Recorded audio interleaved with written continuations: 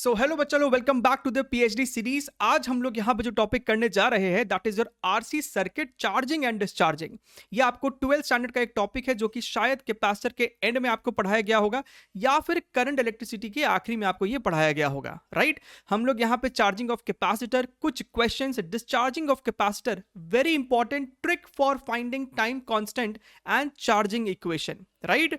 और उसके ऊपर भी एक सवाल देख लेंगे और लास्ट में हम लोग देखेंगे question on steady state circuit, जिसके ऊपर भी आपको सवाल काफी बनता है जेई मेंस लेवल पे, राइट। और ये जो 5th टॉपिक है ये अभी आपको बहुत रिलेवेंट है, चाहे वो जेई मेंस हो या फिर एडवांस हो। चलिए हम लोग आगे बढ़ते हैं और जरूर से हमारा ये टेलीग्राम चैनल को ज्वाइन कीजिए जहां पे हम लोग अपने सारे कंटेंट को शेयर करते हैं ताकि आपके साथ कोई भी वीडियो या फिर पीडीएफ मिस ना हो। चलिए आगे बढ़ते हैं और शुरू करते हैं इस टॉपिक को। आपके सामने यहाँ पे सर्किट बना हुआ है, यहाँ पे एक रेजिस्टर है, एक कैपेसिटर है, राइट। ये आपका एक बैटरी है, वी इसका वोल्टेज सप्लाई है और ये आपका स्विच है, ठीक है। मान लीजिए कि समय शून्य पे एट टी इक्वल्स टू 0 मैंने इस स्विच को क्लोज किया है और शुरुआत में कैपेसिटर पे पहले से कोई भी चार्ज नहीं था, तो समय के साथ इस कैपेसिटर पे चार्ज जो है वो बिल्ड होना शुरू हो जाएगा। तो मान लेते हैं किसी जनरल टाइम टी पे कैपेसिटर पे चार्ज आ जाता है Q और इस सर्किट में करंट फ्लो कर रहा है स्मॉल i, राइट। अब यहां पे हम लोग पोटेंशियल का इक्वेशन लिखने वाले हैं। अगर आप ध्यान से देखें तो कैपेसिटर के अक्रॉस जो पोटेंशियल डिफरेंस होगा that is going to be Q by C और इस रेजिस्टर के अक्रॉस पोटेंशियल डिफरेंस होगा I इंटू R, यानी कि उन दोनों का जो सम होगा that is going to be equal to this V, ठीक है। अब यहां पे आप I को क्या लिख सकते थे, dQ बाई dt, राइट। अच्छा, अब इस चीज को आपको रीअरेंज करना है इस फॉर्मेट में and finally you will get this format, right. आप यहां पे दोनों तरफ इंटीग्रेट करके लिमिट पुट करेंगे। लिमिट पुट करने का तरीका क्या है, जब समय शून्य था तो कैपेसिटर पे चार्ज 0 था और किसी टाइम टी पे कैपेसिटर पे चार्ज Q है। आप इसे इंटीग्रेट कीजिए, आपको ये रिजल्ट निकल के आएगा जो कि हर बच्चे को याद होना चाहिए। But given the condition that समय शून्य पे ओरिजिनली इनिशियली कैपेसिटर पे चार्ज नहीं था, तब ये इक्वेशन आपको वैलिड है। ये CV क्या है, दिस CV को हम लोग कहीं कहीं पे Q0 से भी डिनोट करते हैं, विच is your maximum charge stored on the capacitor. और ये जो RC है ना, इसे ही हम टाइम कांस्टेंट कहते हैं। अगर आप ध्यान से देखिए तो यहाँ पे आपको T है और टाइम का डायमेंशन या फिर यूनिट आपको होता है सेकेंड। उसी तरीके से RC जो प्रोडक्ट है ना, इसका यूनिट भी आपको सेकेंड ही होने वाला है, तो इस बात को ध्यान में रखिएगा। अच्छा, अगर हम इस चार्जिंग इक्वेशन का ग्राफ देखें तो इसका ग्राफ कुछ ऐसा होगा which is also very important, right. Q versus T का ये ग्राफ है। आप देख सकते हैं समय के साथ ये जो चार्ज है वो बढ़ता जा रहा है और काफी देर बाद ये चार्ज आपको सैचुरेट कर जाएगा और ये Q0 के बराबर हो जाएगा at T tending to infinity. अब यहां पे ये भी एक इंपॉर्टेंट पॉइंट है, T इक्वल्स टू टाउ, यानी कि एक टाइम कांस्टेंट पे अगर हमने यहां पे स्मॉल t की जगह RC पुट कर दिया तो कितना चार्ज आ चुका है उस कैपेसिटर पे। तो यहां पे आप देखेंगे RC कट जाएगा, e टू द पावर -1 हो जाएगा। E की वैल्यू होती है 2.7 के आसपास, तो आप सॉल्व करेंगे तो वो निकल के आएगा 0.63 Q0 या फिर 0.63 CV। इसका मतलब यह है कि एक टाइम कांस्टेंट पे 63% चार्ज हो जाता है आपका वो कैपेसिटर। तो ये सारे पॉइंट्स आपको यहां पे इंपॉर्टेंट है। अब इसके अलावा और इंपॉर्टेंट पॉइंट्स को भी देखिए। हमारे पास ये इक्वेशन है, राइट। इसे हम कहते हैं transient state equation. Transient state का मतलब होता है जब आपकी चार्जिंग हो रही है, ठीक है। अगर आपने यहां पे T की जगह इंफिनिटी पुट कर दिया यानी कि बहुत समय बाद, तो आप देखेंगे कि ये वाली टर्म आपको 0 हो जाएगी और चार्ज की वैल्यू CV के बराबर आ जाएगी, जिसे हम कहते हैं स्टेडी स्टेट कंडीशन। जब आपका कैपेसिटर पे मैक्सिमम पॉसिबल चार्ज आ जाता है यानी कि at T tending to infinity, उस स्टेट को कहते हैं हम लोग स्टेडी स्टेट। अब स्टेडी स्टेट पे भी आपको एक बहुत यूनिक सी बात है, वो हम लोग यहां से समझेंगे। अगर हम इस चार्ज के इक्वेशन को डिफरेंशिएट करें तो हमें करंट का इक्वेशन मिल जाएगा, तो ये आपको हो जाएगा dQ by dt and current का इक्वेशन आपको ये बन जाने वाला है। आप इसे डिफरेंशिएट करेंगे आपको ये दिख जाएगा आता हुआ। बहुत बढ़िया सर। अब यहां पे अगर आपने T को 0 पुट किया तो आपको I की value simply V by R मिलने वाली है। इसका क्या मतलब है, इसका ये मतलब है कि at T equals to 0 circuit में एज इफ की कोई कैपेसिटर था ही नहीं। कैपेसिटर की जगह एक प्लेन वायर है क्योंकि करंट की value simply V by R आ रही है। लेकिन अगर हम लोग इसी T की जगह इंफिनिटी पुट कर देंगे तो आप देख सकते हैं ये टर्म पूरा 0 हो जाएगा, which means current also becomes 0। यानी कि एट steady state at t tending to infinity capacitor acts as a open circuit. Why? Because circuit में कोई करंट फ्लो हो ही नहीं रहा है. इसे अगर हम लोग डायग्राम की तरह देखें तो ये आपके पास सर्किट था. समय शून्य पे ये जो कैपेसिटर है हम उसे एक प्लेन वायर से रिप्लेस कर देंगे ताकि आप इस करंट को सिंपली V by R बोल पाएंगे. And at t tending to infinity इस कैपेसिटर को हम लोग रिप्लेस कर देंगे यहां पे एक ओपन वायर से, यानी कि यहां पे कुछ नहीं होगा, यानी कि सर्किट ब्रेक हो गया है. इस सर्किट में कोई करंट फ्लो नहीं करेगा इसका मतलब. तो ये प्रॉब्लम सॉल्विंग में बहुत फायदा होता है. अगर आपसे कहता है कि स्टेडी स्टेट पे इस सर्किट को सॉल्व कीजिए तो सबसे पहले जहां जहां कैपेसिटर है आप उसको वहां से रिमूव करके एक ऐसा ओपन स्पेस क्रिएट कर देंगे. बात क्लियर है मेरा? अच्छा, अब यहां पे एक और इंपॉर्टेंट पॉइंट. क्या पता कि आपका समय शून्य पे कैपेसिटर पे पहले से ही कोई चार्ज है, लेट अस से Q1 चार्ज है. समझ में आ रही मेरी बात? अच्छा सर, अगर इस पे पहले से ही कोई चार्ज था तो at some general time t इस पे अब कोई चार्ज क्यों होगा. तो अगर हम इस सर्किट की पोटेंशियल इक्वेशन की बात करें तो यही इक्वेशन बनेगा. लेकिन लिमिट की अगर हम लोग बात करें तो अब लिमिट चेंज हो गया है. अब समय शून्य पे इस पे जो चार्ज होगा वो Q1 है और किसी जनरल टाइम t पे चार्ज Q होगा. फिर से आप इसे इंटीग्रेट करेंगे and you will get this final result. तो इस रिजल्ट को तब इस्तेमाल करना है जब इस सर्किट में पहले से ही कैपेसिटर पे कोई चार्ज Q1 था. क्लियर है मेरी बात? एकदम बढ़िया है. तो इसका यूज भी कभी कभी किया जा सकता है. सही है. चलिए, तो यहां पे हम लोग अब कुछ प्रॉब्लम देख लेते हैं, न्यूमेरिकल देख लेते हैं, जो कि आपको कॉन्फिडेंस देगा कि कैसे इनको अप्लाई करना है. ठीक है, आप चाहो तो इसको पॉज करो, सॉल्व करो और फिर इसका आंसर मैच कर सकते हैं मेरे साथ. तो यहां पे हमसे सवाल में कहता है कि आपके पास कैपेसिटर, रेजिस्टर, बैटरी और ये स्विच है. समय शून्य पे आपने इस स्विच को क्लोज कर दिया. ठीक है. Find time when energy stored in capacitor is 1/4 of the maximum. Right? हमसे टाइम पूछ रहा है जब कैपेसिटर पे कितना एनर्जी आ गया है, 1/4 of the maximum possible energy.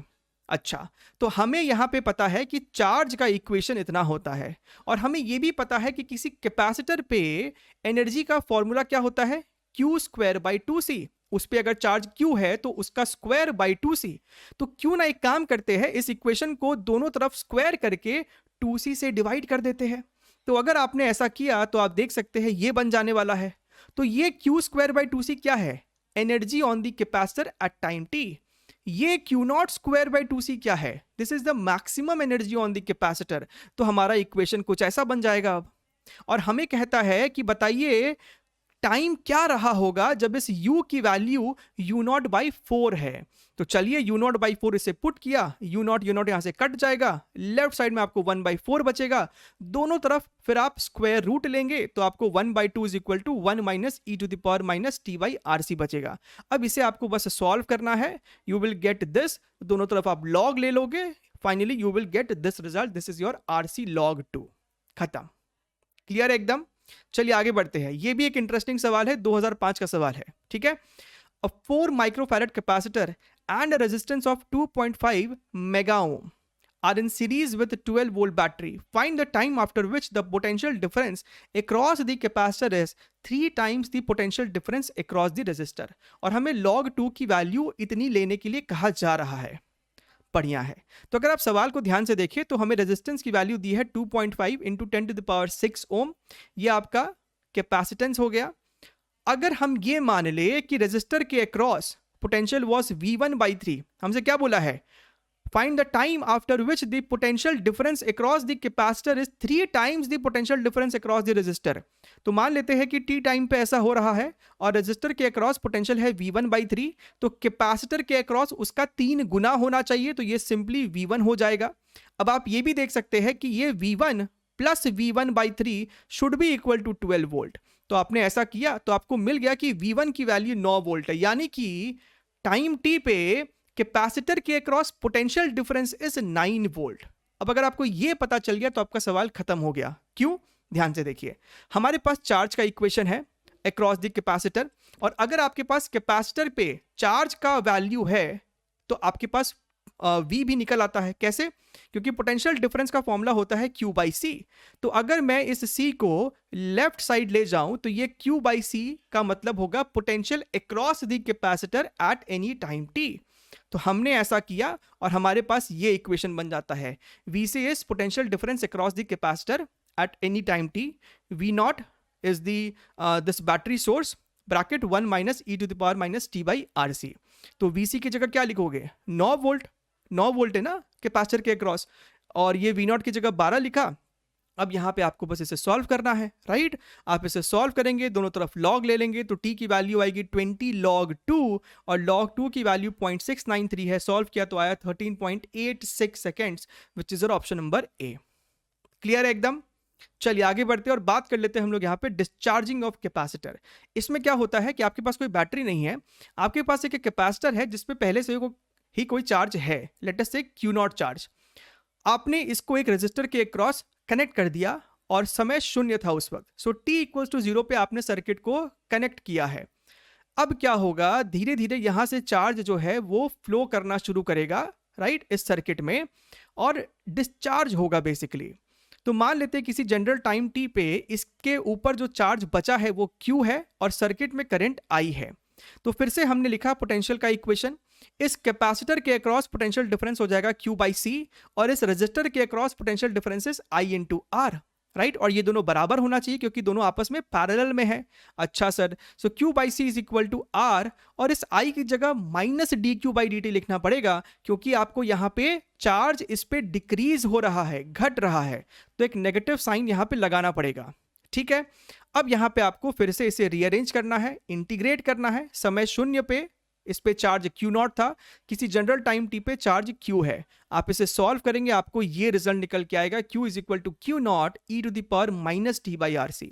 This is your discharging equation. अगर हम इसका ग्राफ देखें तो ये आपका ग्राफ हो जाएगा, यहाँ पे भी आपका आरसी टाइम कांस्टेंट ही कहलाएगा, right. So initially maximum charge था Q0 और फिर ये चार्ज आपको घटता गया घटता गया घटता गया और t टेंडिंग टू इन्फिनिटी पे 0 हो जाएगा।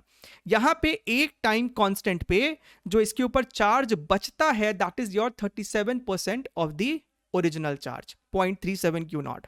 तो ये सब फैक्ट्स आपको याद होना चाहिए, राइट। इसके ऊपर भी जो आपको न्यूमेरिकल बनता है ऐसा ही बनता है कि बताइए कितने टाइम बाद कितना चार्ज बचा होगा या फिर कितना पोटेंशियल डिफरेंस उसके अक्रॉस होगा, राइट। तो वैसा ही वैरायटी होता है। अब हम लोग यहाँ पे बात करते हैं कि अगर आपके पास कुछ इस तरीके का सर्किट हो जिसको देख के थोड़ा सा लगता है डर कि भैया ये तो कॉम्प्लिकेटेड सर्किट है, तो इसमें हम लोग चार्जिंग का इक्वेशन कैसे लिखेंगे, Q is equal to Q0 वाला जो इक्वेशन था वो कैसे लिखेंगे यहाँ पे। तो यहाँ पे एक तरीका होता है इंटीग्रेशन करके, विच बिकम्स वेरी लेंथी। एक इसका शॉर्टकट है जो आप यहाँ पे ध्यान से सुनिए और समझिए उसको। इसका जो चार्जिंग का इक्वेशन होगा वो इससे दिया जाता है, Q is equal to Q max bracket 1 minus E to the power T upon R equivalent into C। ये जो आपका R इक्वेलेंट इंटू C है ना, वही आपका टाइम कांस्टेंट है। तो हमें इस इक्वेशन में दो चीज अननोन है, क्या ये Q मैक्स कितना है और ये R इक्वेलेंट कितना है, राइट। अच्छा, तो ये Q मैक्स क्या होता है, this is the charge on the capacitor eight steady state. Q max का मतलब होता है कि कैपेसिटर पे कितना चार्ज है एट स्टेडी स्टेट। अब हमें ये वाला पार्ट सॉल्व करना आना चाहिए क्योंकि स्टेडी स्टेट का मतलब होता है कि capacitor is going to act as a open circuit. तो हम इस पूरे डायग्राम को इस तरीके से ड्रॉ कर सकते थे, इस कैपेसिटर को रिप्लेस कर दिया है, यहां पे इसे ओपन बना दिया है। क्लियर है एकदम। अच्छा सर, अब यानी कि सिर्फ इसी वाले लूप में आपको करंट फ्लो कर रहा होगा। हमें जानना है कि इस कैपेसिटर पे चार्ज कितना है और चार्ज का फॉर्मूला होता है C इंटू वी। तो हमें यह जानना होगा कि स्टेडी स्टेट में कैपेसिटर के अक्रॉस पोटेंशियल डिफरेंस कितना है और वो हम यहां से निकाल सकते हैं।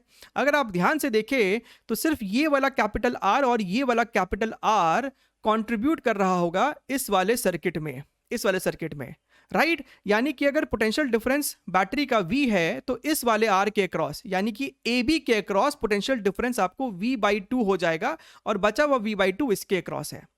अगर ये जो टर्मिनल A और B है उसके अक्रॉस पोटेंशियल डिफरेंस अगर V/2 है यानी कि इस कैपेसिटर के अक्रॉस भी पोटेंशियल डिफरेंस आपको V/2 ही है क्योंकि इस वाले R में कोई करंट नहीं फ्लो करने वाला है। So there is no potential drop across it. इसका मतलब maximum charge on the capacitor is going to be C into V/2। तो हमें Q मैक्स पता चल गया। अब हमें चाहिए R इक्विवेलेंट। इसका ट्रिक ये है कि आप बैटरी को एक प्लेन वायर से रिप्लेस कर दो और कैपेसिटर के अक्रॉस R इक्विवेलेंट सॉल्व करो। नहीं समझ में आया? ध्यान से देखिए, डायग्राम को देखिए। तो इस बैटरी की जगह हम लोग यहाँ पे एक प्लेन वायर बना देंगे और हम इस दो टर्मिनल के अक्रॉस आर इक्विवेलेंट सॉल्व कर लेंगे। ये तो इजी सवाल हो गया। ये वाला रेजिस्टेंस और ये वाला रेजिस्टेंस आपको पैरेलल में है, तो आर और आर का हो जाएगा R/2, और वो R/2 इस कैपिटल आर के साथ सीरीज में था। सो 3R/2 आपको हो गया आर इक्विवेलेंट। तो आर इक्विवेलेंट की जगह 3R/2 यूज करेंगे और क्यू मैक्स की जगह CV/2 यूज करेंगे। You got your charging equation. Clear है? एक और एग्जांपल देखिए, आप इसको खुद से भी ट्राई कर सकते हैं इस क्वेश्चन को। For the given circuit shown in the figure, time constant is how much? तो टाइम कांस्टेंट आपको सिंपली होता है आर इक्विवेलेंट इंटू सी। तो हमें बस आर इक्विवेलेंट पता करना है। रूल क्या है? इस बैटरी को रिप्लेस किया एक प्लेन वायर से और इस कैपेसिटर के अक्रॉस हमको पता करना है what is the R equivalent. अब यहां पे भी आप देख सकते हैं 3R और 6R आपस में पैरेलल में है और उनका जो रिजल्ट आएगा वो कैपिटल आर के साथ सीरीज में है, राइट? यानी कि 3R into 6R upon 3R plus 6R, right? और ये जो कॉम्बिनेशन था वो कैपिटल आर के साथ सीरीज में था, इसलिए यहां पे है plus R. You will get 3R, यानी कि आपका टाइम कांस्टेंट हो जाएगा 3R into C, which is your option number D, right? बढ़िया है। अब यहां पे जो आपका लास्ट पार्ट है कि अगर आपके पास ऐसा कोई सर्किट है और हमसे कहता है कि स्टेडी स्टेट में कुछ बताइए। सवाल क्या है? Calculate the steady state current in the 2 ohm register shown in the circuit. तो इस 2 ohm के क्रॉस हमसे करंट पूछ रहा है एट स्टेडी स्टेट। तो सवाल आसान है और ये वैरायटी आपको खूब पूछा जाता है जेईई मेंस में। Capacitor is going to act as an open circuit, यानी कि आप जो नेक्स्ट फिगर अगर अज्यूम करें तो यहां पे कैपेसिटर को हटा ही दीजिए, और अगर आपने यहां पे कैपेसिटर हटा दिया है तो ये पूरा जो आपका एक रो है ना, इसके अंदर कोई करंट तो नहीं फ्लो करने वाला, राइट? ये आपका ओपन पार्ट है, तो इस 4 ohm को भी दिखा के कोई मतलब तो है नहीं, तो इसको भी हटा दीजिए। क्लियर है? अब ये आपका एक सिंपल सवाल हो गया करंट इलेक्ट्रिसिटी का, जहां पे आपको इस 2 ohm के अक्रॉस करंट बताना है, राइट? तो मान लीजिए कि आपका सर्किट में, मेन सर्किट में करंट कैपिटल आई है। इस कैपिटल आई को हम सॉल्व कर सकते हैं, that is your this 6 volt divided by total resistance of the circuit. So 2 और 3 आपको पैरेलल में था, सो 2 इंटू 3 अपॉन 2 प्लस 3, और ये 2.8 साथ में सीरीज में है, तो ये आपको आ जाएगा 4 ohm, यानी कि आपका करंट हो जाएगा 6/4 विच इज योर 1.5 एम्पियर। अब 1.5 एम्पियर जा रहा है, उसमें से I1 कितना होगा? 1.5 का बंटवारा होगा, तो I1 कितना होने वाला है? हमने अपने करंट इलेक्ट्रिसिटी के रिवीजन वीडियो में इसका भी फॉर्मूला देखा था कि आप I1 को डायरेक्टली लिख सकते हो I into R2 upon R1 plus R2। ये आपका R2 है, ये आपका R1 है, अगर राइट? ये बहुत इजीली आप डिराइव कर सकते हो, लेकिन याद रहना चाहिए अगर आपको स्पीड सॉल्विंग करना है एग्जाम में, ठीक है? जितना भी रिवीजन सीरीज का वीडियो है वो सब हमारे रिवीजन सीरीज के प्लेलिस्ट में है, और उनका लिंक आपको नीचे मिल जाएगा। PhD सीरीज का भी और रिवीजन सीरीज का भी, सबको जाके चेकआउट कीजिए, वेरी वेरी इंपॉर्टेंट। तो I की वैल्यू कितनी है? 1.5, R2 की वैल्यू 3 है, और दोनों का समेशन 5 हो जाएगा। आपने सॉल्व किया 0.9 एम्पियर आपका आंसर हो जाएगा। क्लियर है? तो इतना आपको बेसिक चीजें आनी चाहिए आपके आरसी में, which will help you solve any kind of question in your JEE Mains as well as JEE Advanced also. ठीक है? ये रहा आपके सारे लिंक, सभी का लिंक आपको इस प्रेजेंटेशन में तो है ही, और इसका नोट्स आपको नीचे मिलेगा। At the same time every link is in the description box also. हम लोग मिलते रहेंगे और वीडियोज में, तब तक के लिए take care and bye bye.